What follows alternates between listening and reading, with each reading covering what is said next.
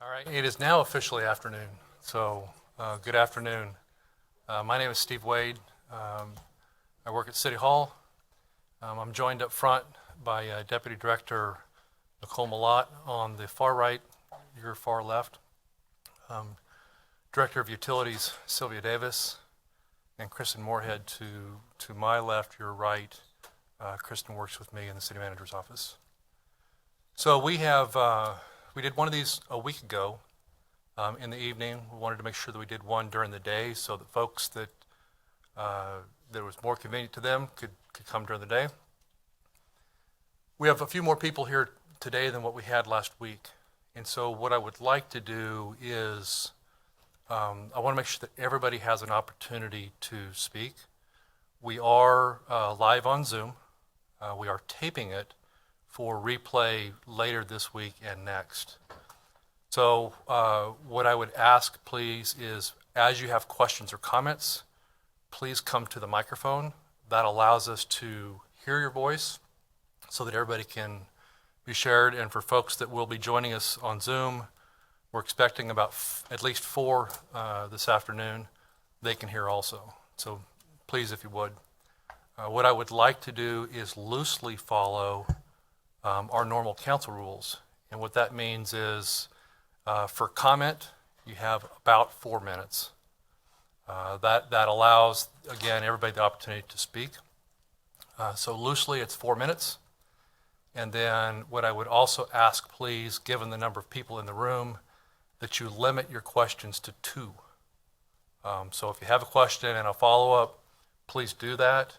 But to be respectful of the rest of the audience, let's limit it to 2. If we have time, we certainly can take on some others. Is that fair? So again, this is designed to be very conversational. We want to be able to answer your questions and listen to you. So with that, I would open the floor to questions, and certainly if everybody's going to be a little bashful, we have some that have been sent in advance, but I'll open it up to the floor first.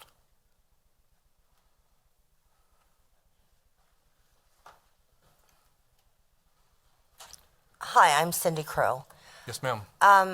My question is, why are we looking at a rate increase with all of the ARPA money that's been given to the state? I'm not that familiar Sure. with the background of it. So. Right. So the ARPA money is federal money. Right. And that federal money was just under $46 million that we started to receive last year. That money, when I was finance director earlier in the year, I was asked to do an analysis as to where we could have the largest impact to the taxpayers, the ratepayers. And so we looked at 2 things. We looked at using it for utilities, but we also looked at using it for mill levy relief. And so there's 2 sides of the house. One is general government. And so when we talk about streets and other infrastructure non-related to water, that's funded differently than water is. So when we did the analysis on it, the impact to the ratepayer on the utility side was almost none. We run basically a $90 million budget every year. It wasn't going to help the ratepayer. Where we were able to have an impact, however, was on property tax relief. And so the recommendation was made on behalf of staff. City Council took that into consideration, and we did allocate $36 million towards what I would say avoiding additional borrowing on the general government side. Mm-hmm. $10 million of that 46 went into social service grants. Okay. I guess as I used to own property in Shawnee County, Mm-hmm. I don't anymore. I'm retired. Mm-hmm. So for me personally, I'm just trying to make sure that my 8.6% increase that I got as someone who worked 30 years as a nurse for Social Security actually benefits me. Because even though I'm a renter, many renters have to pay water. Yes. And a 10% increase just gets rid of my entire year and more raise that I just got. So that's my concern as a citizen. Yeah. Thank you. Thank you.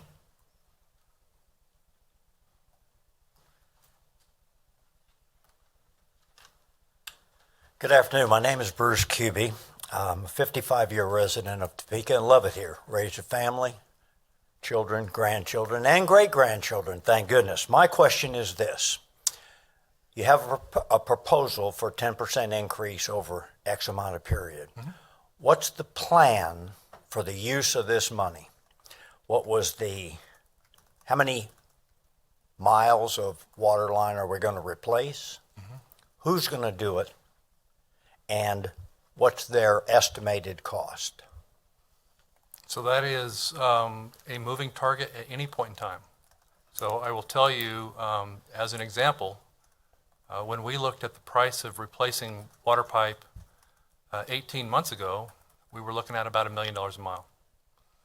Right now, we're seeing as much as $3 million a mile. Mm-hmm. Those prices change on a daily basis, and so it's very difficult for me to tell you on a mileage aspect what we're looking at. What I can tell you is that we have a $70 million backlog in water main needs. We are running currently a 170-year replacement cycle. 170-year replacement cycle. Best practice is 100 years. And so every year that we do not get aggressive on replacing water mains is a year we fall farther behind, which equates then to more water main breaks. As far as who does that replacement, a lot of that is contracted out. Some of that is done by staff. Okay. Is the majority of what the staff is doing the Band-Aids that are going on around the city whenever we have a break, or is the majority being done by a subcontractor? I would say the majority of our water main breaks currently are being done by staff. We are, however, also doing some contracted work to supplement that. Okay. Okay. When you put up one more question, please. When you put together the plan or whatever it is, mm-hmm. do you do it by district, by neighborhood, by where we've had the most breaks in the last X number of months or whatever it might be? How do you come up with that plan? So it's a twofold plan. One is we definitely look at our break history. And so where we have areas with a heavy concentration of breaks, obviously we try to pay some attention to that. We are also, however, trying to coordinate with streets. Yeah. So when we do a street replacement, what you don't want to do is go back in a year or 2 years, rip the street up to do water main replacement underneath. And so we work very hard to coordinate those two efforts so that when we have a street opened up, if there's a need to replace the water pipe underneath, we're doing that at that time. Okay, is that what's going on Huntoon and what we did on 6th Street? That is what's happening currently on 12th Street. 12th, yeah. Right. And certainly, yes, when we did 6th Street. It was done in conjunction? 6th specifically. What part of 6th? I'm not placing it right now. Over there. From Fairlawn to Wanamaker? If it has been done in the last Street. 6 years, I'm thinking of 10th Street, absolutely. 10th. Yeah, okay. It's like I'm not picturing 6th, though, sorry. No, 10th Street. 10th Street was done completely from Fairlawn to Wanamaker? All new water line? Where we had needs. I don't know that I would say every line was replaced. Okay.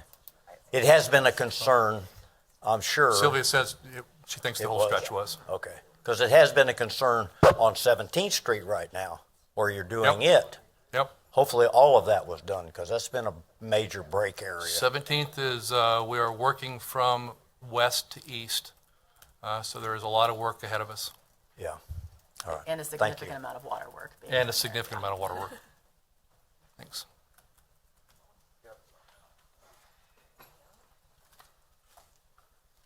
How you doing? Hi. I'm on Collins, District 6. And we already pay, I, as a homeowner, already pay more per month to have passable drinking water. I had to buy equipment just to have drinkable and usable water. I have a water softener, which requires routine maintenance of salt, which can go anywhere between $5 to $25 a month based on brand, salt, purity, location of purchase. I had to purchase an ionizer as well, which has no maintenance, just upfront cost. This just have acceptable water. And I did that when I bought the home. I had my lines were gunked up. I had no water pressure until I removed them, and I seen huge calcium deposits built up. I replaced the lines, I replaced my faucets, and then those got clogged up with the aerators because of the water from the town. When I got the water softener and the ionizer, that fixed that problem. But I'm already paying an extra percent just to have passable water, which part of the percentage increase is for chemical, et cetera. So if that goes into place, am I going to have passable water while I have to still use a softener? I would suggest that the usage of softener tends to be a personal preference. Can't tell you whether or not you would still want to use the softener or not. The chemicals that we're seeing right now are going up an average of 20% a year. Now, I had a proposed fix because as a property owner, I pay property taxes, which get distributed in multiple ways. Part of this is going towards Washburn. And Washburn is one of 3 remaining municipal colleges in the United States. And we pay them millions every year for their property tax and a portion of sales tax. 0.065 is the forecast of the sales tax that they get, about 22 million, and 12 to 14 million in property tax by means of state aid with these numbers. This is from Rafael Garcia, Topeka Capital Journal, June 24th, 2022. In 1999, Washburn said that they would receive sales tax in lieu or instead of the property tax, yet they're still receiving both of those. Now this, in my opinion, this college doesn't need our money from the state aid because they're not struggling. I mean, they're just building big building after big building. They're just continuously doing that. They have a pretty large endowment. Endowments usually go towards fixing a college, improving it. And what's going on is they're getting about $35 million a year alone, which would go a long way to improving the roads and water. And doing so would not change or impose any further burden on the property tax owners. We see no financial change except our city would improve. And you already said you have like a $70 million deficit within 2 years. If you made this change, you could fix that. We don't control the taxes for Washburn. They are not under city control. So that's state. That is, Washburn is a taxing entity in amongst itself. We do But not control Washburn. We don't. I mean, I know you don't control it, but our taxes go towards it. We do not have the ability to affect Washburn taxes.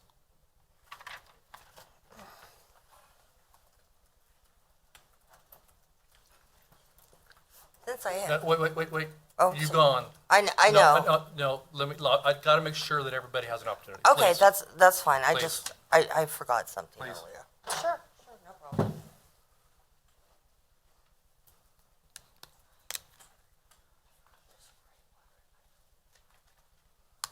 Good afternoon. Yes, ma'am. My name is Nadine Austin. My question is, are you going to replace all the water lines in Topeka? I wish I could say yes. The answer to that would be no. No. We don't have the ability to do that. Okay. What side of town are you going to start replacing these water lines? As we talked about a little bit ago, we look at a couple different things. We look at water break history, and we also try to coordinate with our street projects. Street projects cover all parts of the city, and unfortunately, our water main breaks happen to cover all parts of the city also. So there is not a specific neighborhood that we are going to concentrate in. Well, I certainly hope that I live on the southeast side, Yes, ma'am? and I certainly hope that you don't put all your money out here on Watermaker We do not. and leave us out over here on the east side. Ma'am, we do not. I promise you that we're doing some work on the southeast side right now. Okay. Now, didn't y'all get some COVID money? We did get COVID money. That's the ARPA money that was asked about earlier. Well, why can't we get a little of that money to help pay for this increase? Okay, as I was trying to say earlier, The ARPA money was used towards the general government side to avoid borrowing on things such as roads, fire trucks, et cetera, that is general obligation bonds. The impact to owners and our taxpayers as a whole was greater by doing it the way we did it as opposed to using it for utility relief. You saved more by using it the way we did as opposed to putting it towards utilities. But I'm a property owner, and you know that monthly increase that you're asking for, I agree with this lady. If it has taken all our social security money. Every bill I got went up, every bill. Yes, ma'am, every Thank bill? you very much. Yes, ma'am.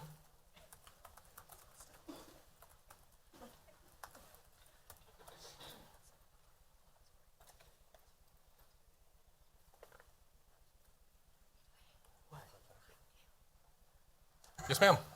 Hi, my name is Elaine, and my question is, generally what we've heard from government is if we bring in more businesses to our community, that will help us have an increased tax base to pay for water and good roads and such. So I used to live in Topeka, but I live south of Topeka. Okay. We have a new Walmart center. We have the Target Center. We have, all kinds of new things that have brought in business. And whose water are they on? I don't know. The Walmart Center, is that city water? Yes, ma'am. Okay. Is that helping us? Since the play was, you bring in these businesses that'll help your tax base, is this helping us out? It certainly does help us. It helps us Okay. out primarily on the property tax side of things, which goes towards the general government side. As far as the water side, it depends on what business you are and how much water you use. But certainly, those businesrises pay a burden on this also. Okay, well, I live out there. They haven't fixed the road yet. All righty, thank you. Yes, ma'am.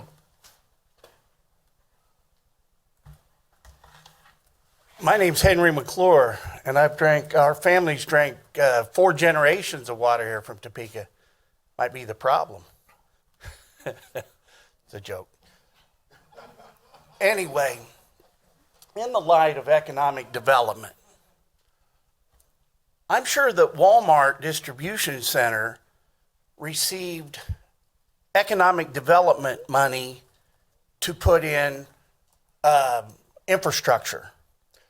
And in the light of that, have you contemplated using the sales tax money that we're all paying into as a source of funds? So as a real estate developer, I might take off a layer of the onion. And when I do that, I might find more problems in the dirt than I planned on before I started the development. At the same time, I might be hooking up 40, 50 water meters at one time. So my question to you, with that little bit of background, has the city of Topeka considered, as I said last night, we need to reconsider how we do economic development in this city. But this is a perfect time that the utility department could find a source of funds. So have you considered using the source of funds where you're making property shovel ready just for the common person, that anybody in here can prosper and not the government? Because the way it's set up now, yes, JETO I'm competing against the government for funds. So can I get an answer? I'm not sure what your question was, Henry. The question was, would the city support using the JETO funds to create economic development sources to fix the mains and make it easier for developers to develop? I can't answer that question. Can you answer one more question? Why are we limited to 4 minutes? Because we're trying to make sure that everybody has a chance to speak. 10-4.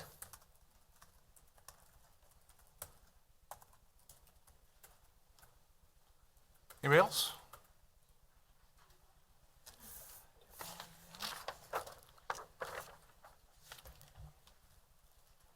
Good afternoon, everyone.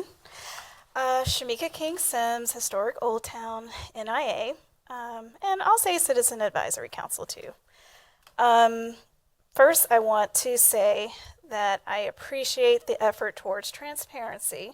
I did get a chance to look at the site that's specific to the questions about the utility rate increase, and I do see that there is effort being made to inform the public. I appreciate that. Having said that, some feedback, Sure. 2 comments. About the capital improvement plan.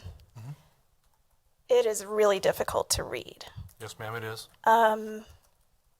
So when people are looking and asking questions about who's going to be targeted first, why those areas will be targeted, it's really difficult to find those answers in the capital improvement plan. Yes, ma'am. So my comment is going forward to consider ways of organizing the information so that it's either by neighborhood or some sort of index where people can easily go and find, just what pertains to them more specifically, because right now it's just really difficult to read if you aren't in the government. Understood? The second comment that I want to make is I think this is a seminal period opportunity for the city specifically, to think about, and I've said this before, the commodification of resources that we all need, which is water, housing. These are things that you almost can't put a price on because we're all in need of it. And I understand that, we're talking about usage. We're not making a profit off of this. But 9% to someone who only gets $20,000 a year to live off of is not the same 9% for someone who has $120,000 to utilize. And so we really need to have a paradigm shift of what it means to ensure that people have what they need in order to live. I don't know what that's going to look like. I don't pretend to have the answer for that. But as attested by the fact that people are saying they're capped out, that's a conversation that needs to be had. And we literally can't afford to keep asking people to foot the bill for things that we all need. So I sincerely hope that even though, this conversation specifically is about utility rates, that the city really thinks more deeply about how it intends to be more equitable of these resources, because not everyone has it to give in the same manner. So couple comments. Yes. One is equity is at the forefront of everything we look at. And so I appreciate that. We are also limited by law as to what we can do and what we can't do. So we are, and Nicole, you're deeper into this than I am, but we are actually restricted by court so that we are not able to go income specific. So you can't scale it to where a neighborhood in a neighborhood improvement association pays less than somebody that would be in a neighborhood that might have more wealth. We don't have that ability, and that's court findings. The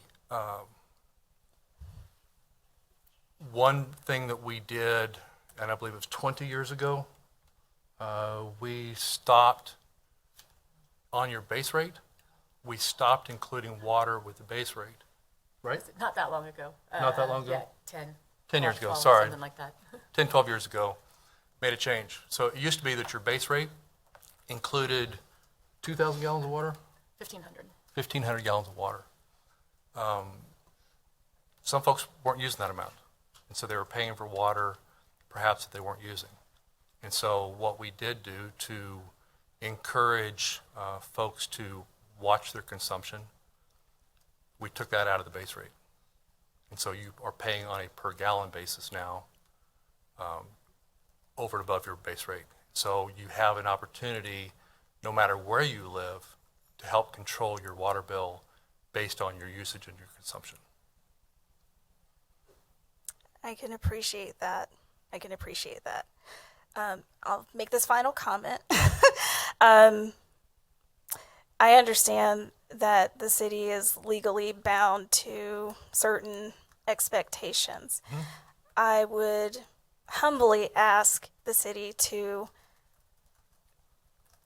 push on the state or the federal or whoever it needs to be to reconsider that policy of not being income specific. That seems to be where we're heading when people state court or are federal? struggling. Sylvia's telling me that we are actually looking at that now. I appreciate that, and that's information I think people want to hear, is that we're looking at it, we're talking about it, because that's a need based off of the conversation we're having today. So I will Thanks. give up my time. Thank you very much. So one of the things an email question that we had come in, why was a 10% inflation factor used for labor especially? Who in Topeka is getting a 10% per year raise per year? And how much of an increase is the city manager getting per year?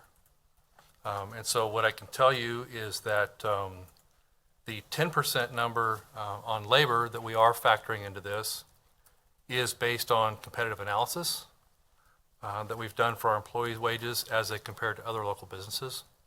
That does not mean that everybody is getting a 10% raise. I want to be really clear on that one. On average, we're seeing a competitive disadvantage. We are seeing 20% increases in our chemical expenses. All other inflationary rates with this rate proposal are at 3%. And the city manager employment contract, calls for a 3% wage increase. So that's the answer to a question that was emailed in. And then I also have a statement that I'll read from Mr. Jack Wolfel. He was unable to attend today due to a conflict. My name is Jack Wolfel. I live at 3524 Southeast 25th Street, here in Topeka city limits. I had planned to appear before this panel personally today, Wednesday, January 4, but a few days ago, a concern within my family in Oklahoma City did arise and requires my presence in that location at this time. Thus, I have requested my city councilman, Councilman Tony Emerson, to bring my concern to this panel in my behalf. I have not heard all of the discussions that have taken place thus far on the proposed increase of water rates in the city, but I do have a thought that I am curious if it has been discussed or not, as well as if it is a viable consideration for a resolution to the cost of replacing these aging/rupturing water lines throughout our city. Either way, previously discussed or not, I'm asking why the aging pipes for the water system can't be replaced in the same manner as when the original systems were installed. Point of note, when the neighborhood where I live was developed and the infrastructure, stormwater, sewer, sanitary sewer, streets, etc., were installed, the cost of these projects were bonded by the city and the cost of the bond divided between all of the addresses served/benefited from the project. And of course, all of the properties affected by this special fee pay the cost of the bond within their real estate tax statements. We refer to them as specials. My question is, why the repair/replacement of the existing aging water system infrastructure can't be bonded, water supply system replaced, and that cost be assessed as special fees for the addresses that benefit from this upgrade, just exactly like new developments are currently addressed. The standing proposal to have a general increase in the rate charged for water for each of the Topeka residents is not equitable or nearly being fair. As the other neighborhoods within our city continue to age, along with the water system infrastructures in these locations, the same bond/assess special fee technique can be applied as need be. I am very grateful to my 4th District City Councilman, Councilman Tony Emerson, for presenting my concern to this body for consideration, and I do wait to hear your response. The short version on that one is it is because of equity that we cannot reassess specials. So as was asked earlier, we're talking about a $2 million per mile average increase right now to replace water mains. If we go into a neighborhood and let's say we're going to replace 10 blocks of water line at $2 million. So for every home in that 10 block stretch, you're going to split up $2 million. That is simply not something that can be done for most of those households. And so then what you're talking about is definitely an equity issue to where only affluent neighborhoods can have water mains replaced because they're the only ones that can afford it. So due to equity issues, we do not do it that way. Special assessments are known up front when you buy a property. So if you're going into a new neighborhood, you know that you have special assessments. If I am living in a neighborhood with no special assessments and suddenly we were to hit you with a portion of a $2 million bill, you weren't seeing that coming. And so that is not something that we consider doing. I will also tell you that we're talking about an entire water system, not just a mile per mile situation on your water mains.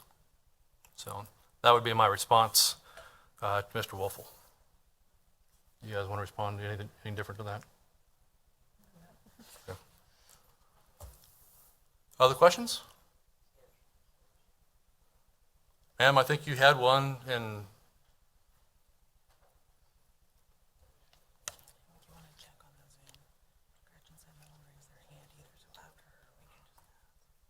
I did have a question. Yes, ma'am. And I was just talking to the gentleman beside me.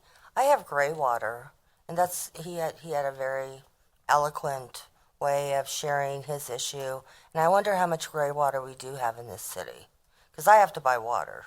So because I'm not drinking what comes out of my faucet, I'm right next to you at Madison Street. So I assume you have gray water too. Who do I turn that into to have it tested? Since I'm here, I thought I'm going to get my question answered. When you say gray water, are you referring just to the coloring I'm talking of to your the water? color of the Okay. water is gray. We would just get your address specifically, and we will, I'll follow up with you after Okay, this. to wonderful. check your Wonderful. water, Because absolutely. I've been buying bottled water for a year, and I don't know who to call to have it tested. Yeah, and to I would see also if it's safe.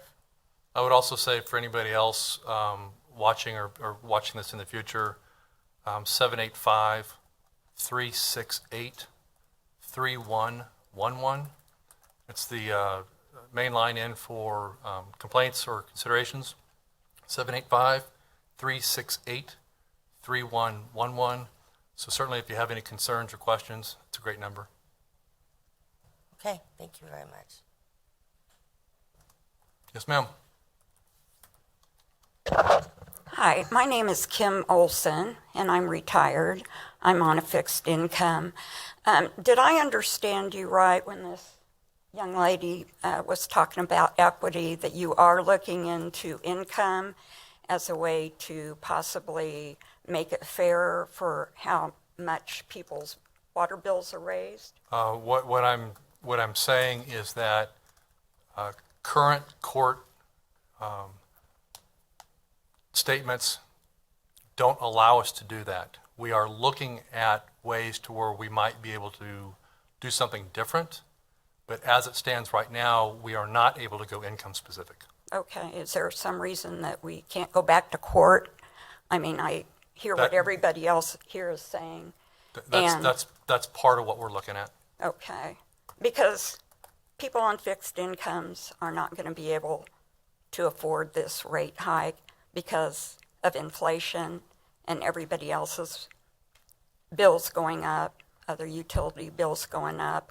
It just seems like there should be a fairer way, or, I mean, I would be happy to be on some sort of committee to look at other funding to help people pay their bills, because it shouldn't have to be a choice of which bill you're going to pay. So one thing I can tell you, and anybody else, is we do have a assistance program. The assistance program as it exists right now is based on same qualifications as Kansas Homestead. the Kansas Homestead. Right, and that's pretty low, so I have a feeling that you're going to have a whole lot So- of people right above that aren't going to Okay, qualify. so where I'm with this, we are actually expanding the program. And so the issues are not as restrictive, qualifications are not as restrictive as they are currently. And so we anticipate, I think we're currently assisting 500 households. We believe that with this, we'll be able to assist 1,250 households. Okay, thank you. Yes, ma'am.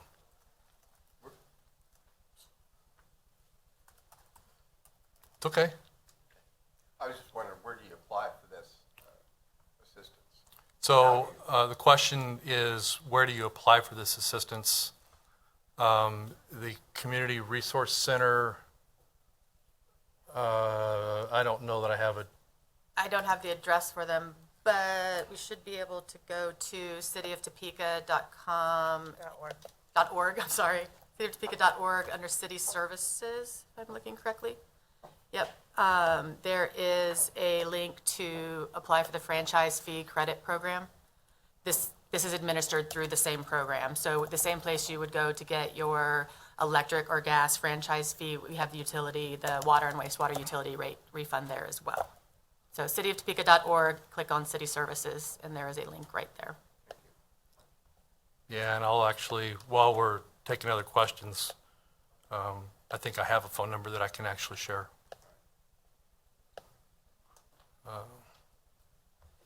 Yes, sir? So this year was the largest increase in Social Security, whatever, at 8.7%. So I think maybe the rate should be lowered to, because that should be the maximum that we increase it at, because and what a lot of people aren't realizing is this is compounded each year. So let's say your water bill's 100 and they raise it 10% this year. You're not 110. Then they're raising it another 10% next year. That's going to go up $11. It'll be 121. The next year they're proposing, and again, I don't think a lot of people are realizing that. Like, are we really going to have another 30-year all high of increase of your Social Security payments? I highly doubt that. And this year, the Kansas Gas, whoever uses the gas at their home, for the 4-day winter storm we had last year, they did a securitization act where they're adding $5 everybody's bill per month for the next 10 years for those 4 days of winter storm. So I don't know if a lot of people know about that either. They're getting $600 over 10 years for 4 days for gas that we already paid for. I don't control rates with the gas department. I understand that, but letting you know that is a utility that also went up. More. Yes, sir. Sir, to answer your question specific, and for anybody else, I've got a great friend at the CRC Care Center, Mary Thomas. I'm sorry? Former commissioner? She's in Highcrest. Okay, go ahead. I'm sorry. So the main office number to the CRC Care Center, which is the Community Resources Council, is area code 785-233-1365. 785-233-1365. That team that Mary leads is wonderful. They'll be very helpful in helping you apply. And I think they're probably at that point in time where now is a great time to make that call.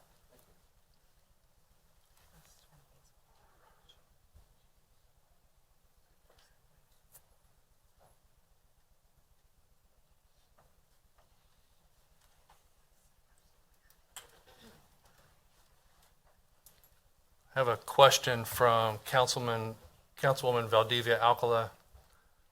Where is equity as District 2 folks are charged for water runoff, yet have no sewers or gutters?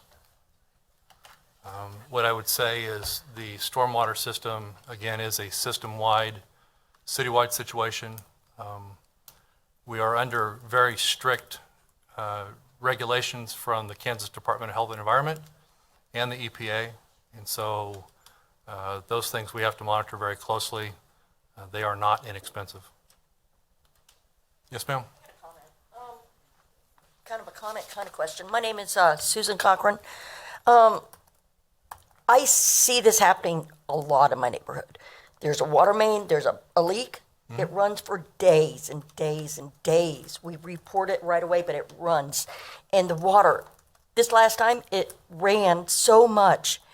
There was an ice skating rink in the parking lot of the church across the street. Mm-hmm. That's how much water was wasted before it was ever came out to repair. They came out at 5 o'clock at night and were there all night long digging and just making noise in the neighborhood, keeping everybody up in that neighborhood until about 5, 6 in the morning. And guess what? They still didn't fix it. It was still leaking. They dug more holes to find that leak and left the holes. Why is this happening? Why are we not fixing what we destroy? It's still the way it is. And this goes on in our neighborhood all the time. Seriously. Down the street, they come, they dig the holes, and then it's a month later before they come and fix those holes with barriers and, cones sitting in the road. Why is that happening? Why aren't we fixing what we start instead of moving on to another project? It just seems to me like that's not a good way to do business. You move on to another problem without fixing the original one that you did. So we're currently averaging 25 to 30 active breaks at any given time. It takes time to pour concrete. Obviously, this is not good asphalt season. The goal is to do the emergency repair as quickly as we can. And so you can't stay and, to your point, finish the job because we're trying to get to other active main breaks. We're literally averaging 25 to 30 active breaks at any given time. That problem is not going to go away anytime soon. We have a 170-year replacement cycle, which is 70 years longer than is recommended. We have pipes in the ground that have been here since the 1800s. We're going to continue to have breaks. We're trying to get to them as fast as we can. And that leads me right into my second question that I was wondering. You keep mentioning this. Why 170 years? If this is supposed to be redone every 100 years, why has the city of Topeka waited 170 years to fix a problem that they knew was coming? Why the wait? Why not fix it 70 years ago? Why did we wait until it's beyond repair? The whole town's exploding, like you said, in water breaks. Every time we turn around, I look down the street, there's another one going. I look down the other street, there's another one going. That's a long time to wait to start to think about this. Now, our generations in the past, sure, do we want the burden on them? No, but it would have been a less of burden on us for this prospective 10% raise in the increase. It would be less on us if maybe in the past we thought about what we were doing and started fixing this, less than 170 years ago. Why did we wait so long? I appreciate that.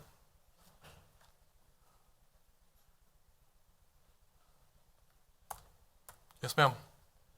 Well, Hear anything online? water's going to be an issue, a bigger issue every day that we go forward.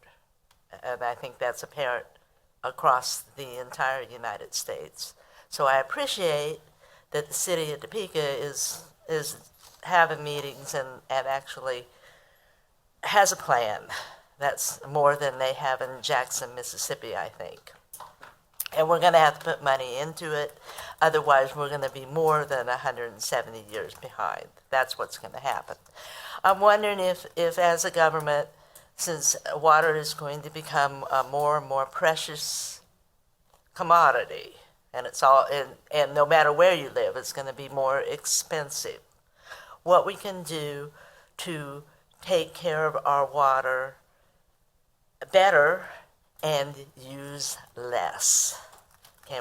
Is there something in the government that can be put in place, education or stuff like that? Yes, ma'am. There is actually an aggressive education campaign that we are building. I can also tell you that as much as Nicole hates me to use the word conservation, we are looking for ways to make that easier for you to conserve. And certainly, if you tend to take showers, for example, there are heads on your shower that reduce water flow. Same way with your faucets. There's lots of different ways, but we are actually building an aggressive educational campaign. Oh, good. Thank you. Yes, ma'am.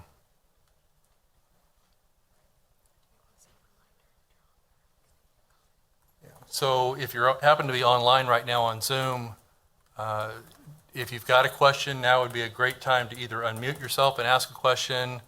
There's a way to raise your hand on Zoom. If you go to the bottom of your screen, there's the ability to, I think it says, what does it say? Yeah, if you go to the button that says reactions and you click on that pull down, there's a way to raise your hand, or you can just simply unmute yourself if you have a question.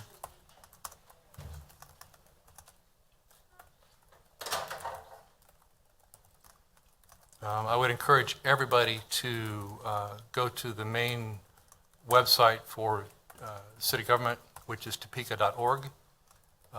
If on topeka.org, towards the bottom of the screen, you'll see a button that refers to utilities. So a lot of these questions and answers are available online so that you can refer back to them. Feel free to share with friends and neighbors. Those are being continually updated. So for example, some of the questions from today will go into that so that other folks can see the same things.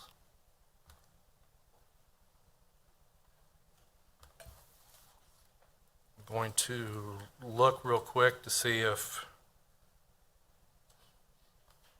maybe there might be something on here that has been asked in the past that we haven't.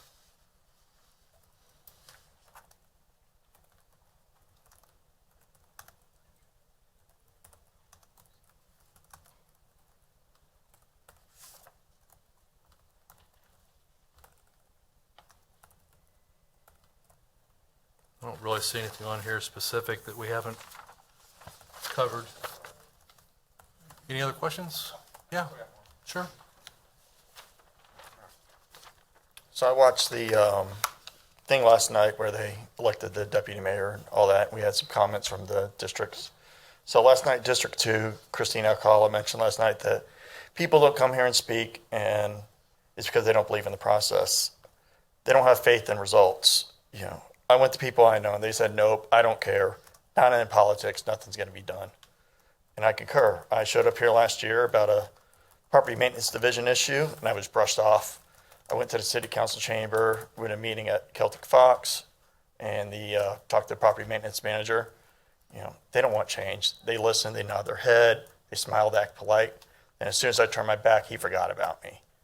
You know, so the thing is, you know, we do our part as citizens. We pay our taxes, we pay our utility bills, but we're not seeing the upkeep of the maintenance of our water. You know, we have dirty water, we have nasty water. After this, I'll show you a picture of my pipes that are clogged up that I had to replace out of my own pocket.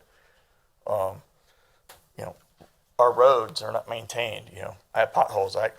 My car is damaged all the time. You know, so I pay huge amounts of tax on my car every year. You know, I see these pretty, you know, tourist signs y'all put up. why? Like, if I came here as a tourist and, you know, as soon as I came here, I start hitting potholes and stuff, I'm turning around, I'm leaving. I don't care how shiny your signs are. Like, that's a waste of money. That could have gone towards upkeep of the city. Appreciate your comments. Okay. Mr. McClure, you seem to have something else you want to say? I look pensive. I just think the public needs to understand why our economic development needs to change.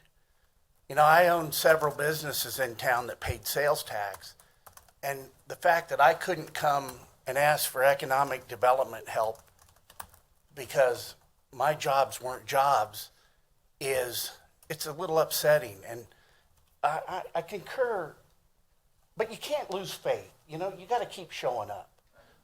And last time I reported a main break, the city was on it in a couple hours. And I know it didn't happen because my name's Henry McClure, but it happened, and I appreciate that. But I think what I'm asking you to do is I'm asking you to ask the body politic to say, look, we've got $2 million in money just sitting in the bank that was supposed to be spent last year in economic development. And I'm asking you to ask the body politic, hey, let me tap into that money for developers that want to develop. And I'm trying to give you guys another source of revenue, but also at the same time spur economic development. So once you get in there, because I don't have the power to do it, but I'll tell you what, I do have the energy to keep showing up. And I just feel invigorated to not give up. But I need a guy like you and your staff to say, well, let's analyze how we do economic development. And when developers come in, well, we can help them with these water mains and sewer mains and things like that. And the more we develop in the community, the rates are going to come down eventually.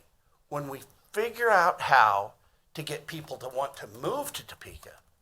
But really, what's really crazy is economic development today is buying water from the city of Topeka.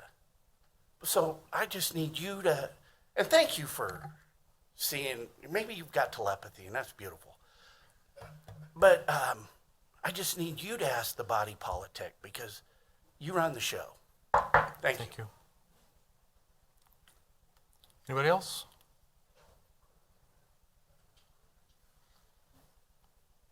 All right. Thank you very much.